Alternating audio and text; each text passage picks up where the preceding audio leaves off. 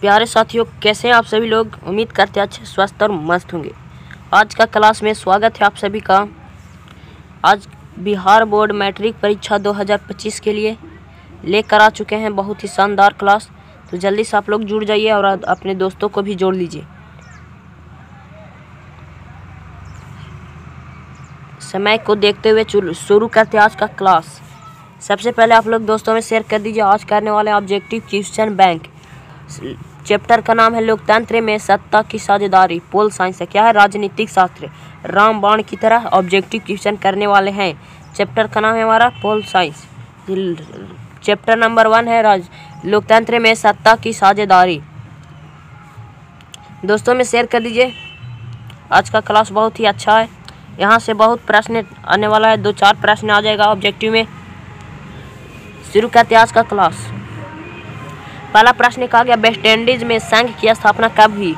West Indies संघ की स्थापना कब हुआ, तो हुआ था 1958 ईस्वी में। कितना में हुआ था, 1958 ईस्वी में। अगला प्रश्न है, टक्का किस देश का मुद्रा है। टक्का जो है किस देश का, तो बांग्लादेश का है।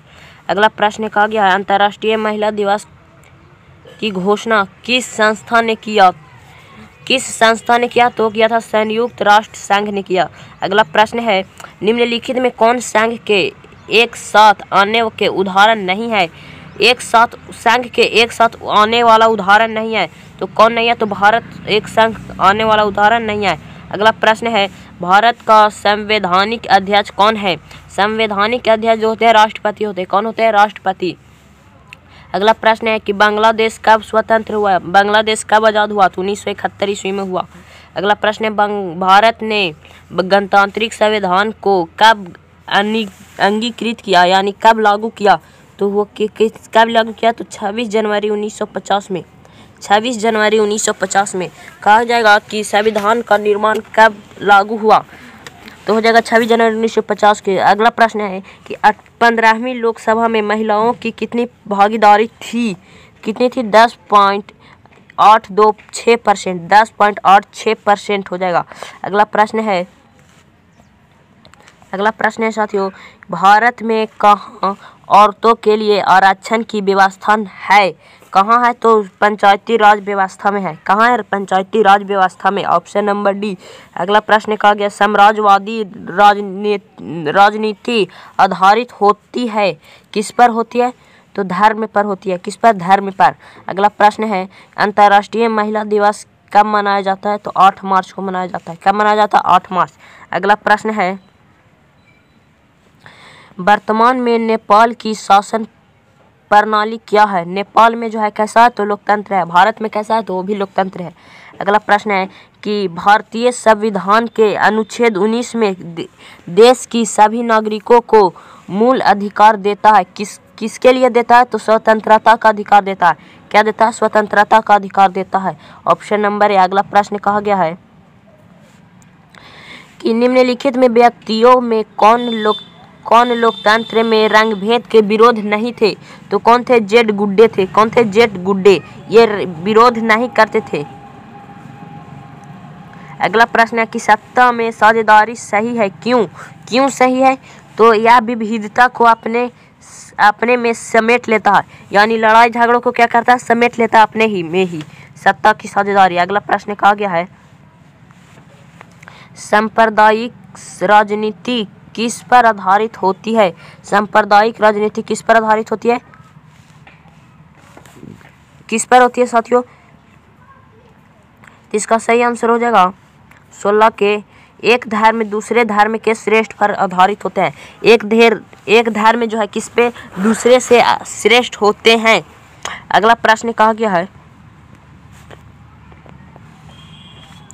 भारतीय संविधान के बारे में इनमें से कौन सा कथन सत्य है, तो हो जाएगा सभी लोग को कई लोग धर्म मानने की आज़ादी दी जाती है। सभी लोग, कोई भी धर्म आप लोग अपना सकते हैं।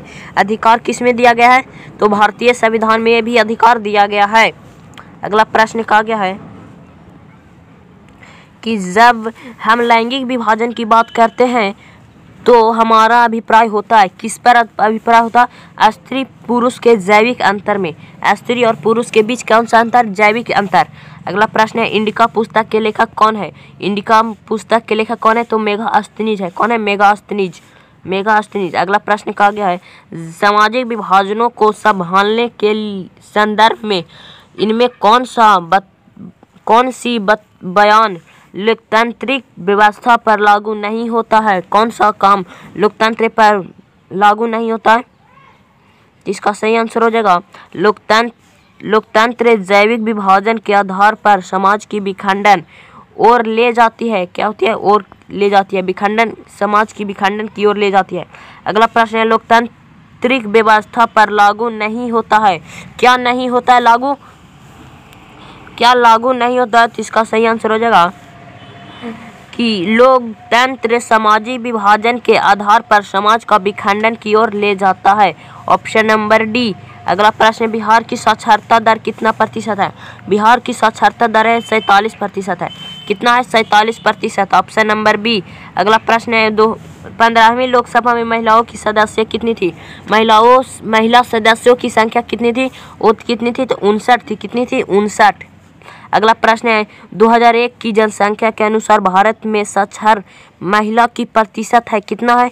तो 53.70% 53.70% है साथियों। अगला प्रश्न है, श्रीलंका की आबादी तमिल की संख्या कितनी है? श्रीलंका की आबादी में तमिलों की संख्या कितनी है? 18% है। कितना प्रतिशत? 18%। अगला प्रश्न कहा गया है, डरबन ने नस्लभेद विरोधी सम्मेलन हुआ था। कब हुआ था? डरबन ने नस्लभेद सम्मेलन कब हुआ था? तो 2001 ईस्वी में हुआ था। 2001 ईस्वी में। Option number C. अगर आप इसका नोट्स लेना चाहते हैं तो व्हाट्सएप चैनल और व्हाट्सएप ग्रुप में जाकर जुड़ जाइए। वहाँ पे आपको फ्री में नोट्स दिया जाएगा साथियों। उसके लिए लिंक डिस्क्रिप्शन में दे दिया गया है। लिंक दिया गया है डिस्क्रिप्शन में दे दिया गया है साथियों, जाकर जुड़ जाइए। अगला प्रश्न कहा गया है कि अमेरिका में अश्वेत शक्ति आंदोलन उग्र रूप से कब उभरा? तो 1967 ईस्वी में उभरा। 1967 ईस्वी में उभरा साथियों। अगला प्रश्न है, श्रीलंका के बहुसंख्यक समुदाय की भाषा क्या है? बहुसंख्यक समुदाय की भाषा क्या है? तो सिहली है। क्या है? सिहली। अगला प्रश्न है, बेल्जियम किस शहर के स्कूल में फ्रेंच बोलने पर रोक लगा दी गई? तो किस पर लगा दी गई थी? तो लगाई दी थी मैचटेम। किस पर? मैचटेम पर। अगला प्रश्न कहा गया है, भारत में बहुसंख्या की आबादी है। सबसे अधिक भारत में किस धर्म के लोग रहते हैं? किस समुदाय के लोग रहते हैं? तो हिंदू समुदाय के लोग रहते हैं। अगला प्रश्न है, श्रीलंका में तमिल मुख्य रूप से रहते हैं। तमिल लोग किस तरफ रहते हैं?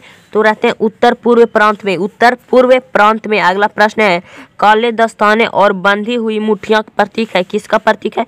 श्वेत शक्ति का। किसका? अश्वेत शक्ति का। Option number C. अगला प्रश्न है कि भारतीय संविधान के अनुसार भारतवर्ष को घोषित किया गया है। किसके लिए घोषित किया गया है? तो धर्मनिरपेक्ष के लिए घोषित किया गया है। सभी धर्म के लोग रहते हैं भारत में, संविधान में लिखा गया है। अगला प्रश्न है, इनमें किस संस्था में महिलाओं को 50% आरक्षण प्रदान किया गया है? कितना प्रतिशत? 50% किसमें किया गया है? तो स्थानीय पंचायती राज व्यवस्था में। किसमें? पंचायती राज व्यवस्था में।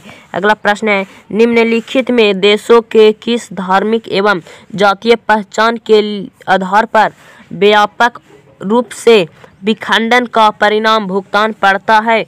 किस पर पड़ता है? तो यूगोलेशिया। किस पर? यूगोलेशिया पर। अगला प्रश्न है कि सत्ता की साझेदारी की एक अंगूठा एवं सर्वोत्तम प्रणाली किस देश में विकसित की गई है? किस देश में विकसित की गई है? तो बेल्जियम में किया गया है। बेल्जियम में। किसमें? बेल्जियम में। Option number A, Belgium. अगला प्रश्न कहा गया है, इनमें से कौन व्यक्ति ऐसे हैं जिनका नाम दलितों के उत्थान से संबंधित नहीं है? दलितों के लिए वो कुछ नहीं किए हैं, दलितों के लिए काम नहीं किए हैं, कार्य नहीं किए हैं।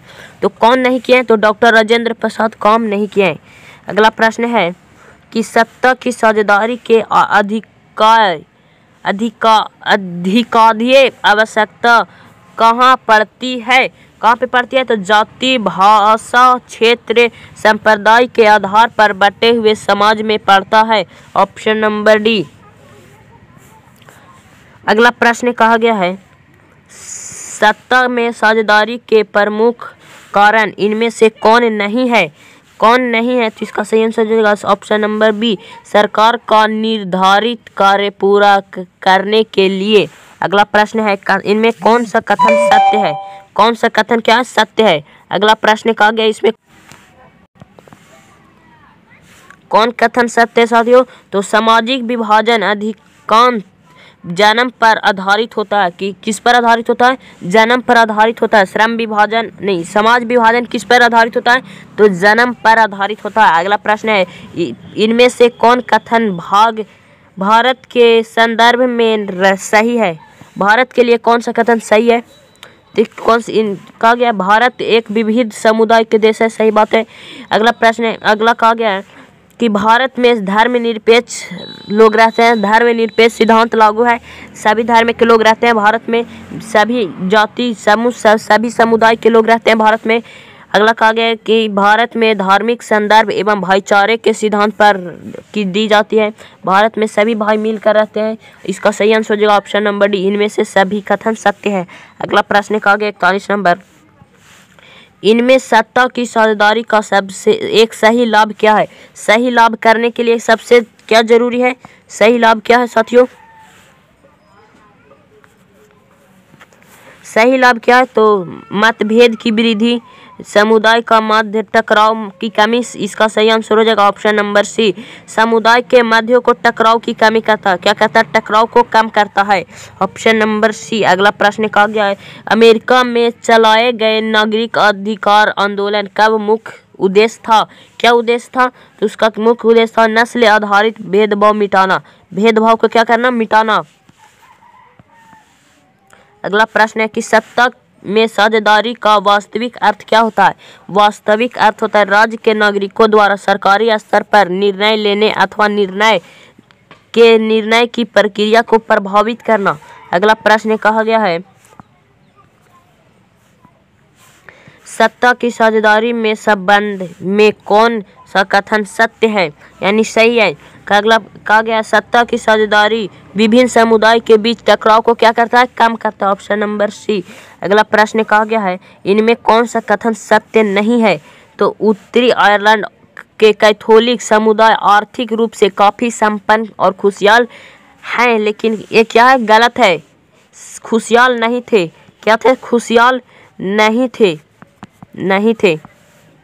अगला प्रश्न कहा गया है कि राजनीति में धर्म उस वक्त एक विकराल समस्या रूप ले लेती है जब क्या धर्म एवं संप्रदाय को राष्ट्र का मुख्य आधार मान लिया जाता है। धर्म को क्या कर लिया जाता था? राष्ट्र मान लिया जाता है, धर्म के आधार पर राष्ट्र को चलाया जाता है। ये क्या कर लेता है? एक विकराल रूप पकड़ लेता है। अगला प्रश्न कहा गया लोकतांत्रिक शासन व्यवस्था में सत्ता की साझेदारी का सिद्धांत का पालन करते हुए किस बात पर विशेष बल दिया गया है? किस बात पर विशेष बल दिया गया है? तो दिया गया है सत्ता की साझेदारी अधिक लोग शामिल करना। सत्ता में जितना लोग शामिल होगा उतना ही क्या होगा? अच्छा होगा। ऑप्शन नंबर ए हो जाएगा सही। अगला प्रश्न कहा गया है श्रीलंका में सत्ता की साझेदारी से संबंधित कथन निम्न में कौन सही है? श्रीलंकाई सरकार की नीतियों द्वारा सिहली भाषा यानी बहुसंख्यक का मतलब होता है वहाँ के लोग अधिकतर लोग क्या बोलते थे? सिहली भाषा बोलते थे। ऑप्शन नंबर डी सही हो जाएगा। अगला प्रश्न कहा गया है इनमें कौन कथन सही है?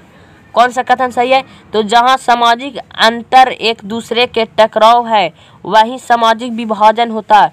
जहाँ पे सामाजिक में अंतर दूसरे के टकराव होता है वहीं पे क्या होता है? अलग भी होता है। जहाँ पे लड़ाई होता है वहीं पे लड़ाई खत्म भी होता है। अगला प्रश्न कहा गया है कि इनमें कौन सा कथन सही है? कौन कथन सही है? इसमें कौन सा कथन सत्य है? यहाँ पे आइए, कहा गया है श्रीलंका केवल सिल्ली के लिए मांग करती है। समुदाय की पहचान उसके हितों से खिलती है। किससे खिलती है? उसके भाषाओं से खिलती है। सिल्ली भाषा सिर्फ अगला प्रश्न कहा गया इनमें कौन सा कथन सही नहीं है? कौन सा कथन सही नहीं है? तो सामाजिक विभाजन की प्रत्येक अभिव्यक्ति को राष्ट्र विरोध कहा जा सकता है। यह सही नहीं है। Option number D. अगला प्रश्न इनमें कौन सा कथन सही है? इसका कौन सा? बेल्जियम की राजधानी ब्रुसेल्स में एक अलग प्रकार की सरकार गठित की गई है। ऑप्शन नंबर बी सही हो जाएगा। हमारा क्या हुआ? प्रश्न क्या हुआ? समाप्त हुआ। आप लोगों का क्लास कैसा लगा जरूर बताइए कमेंट बॉक्स में। क्लास हमारा प्रश्न क्या हुआ? प्रश्न हमारा समाप्त हुआ हमारा प्रश्न। बताइए कितना आप लोगों को समझ में आया, कमेंट बॉक्स में बताइए। अच्छा लगा क्लास तो जल्दी से लाइक कर दीजिए, अगर नए हैं चैनल पे तो सब्सक्राइब कर लीजिए और कमेंट बॉक्स में बताइए कि आप लोगों का क्लास कैसा लगा और दोस्तों में शेयर करना ना भूलें। मिलेंगे नेक्स्ट क्लास के साथ, तब तक के लिए जय हिंद, जय भारत, वंदे मातरम। अगर इसका आप नोट्स लेना चाहते हैं, अगर नोट्स लेना चाहते हैं इस क्लास का तो लिंक डिस्क्रिप्शन में दे दिया गया है व्हाट्सएप ग्रुप का, आप वहाँ पर जाकर ज्वाइन हो जाइए साथियों। क्या हो जाइए? ज्वाइन हो जाइए, लिंक डिस्क्रिप्शन में दे दिया गया है। अगला वीडियो किस पर चाहिए कमेंट बॉक्स में बताइएगा।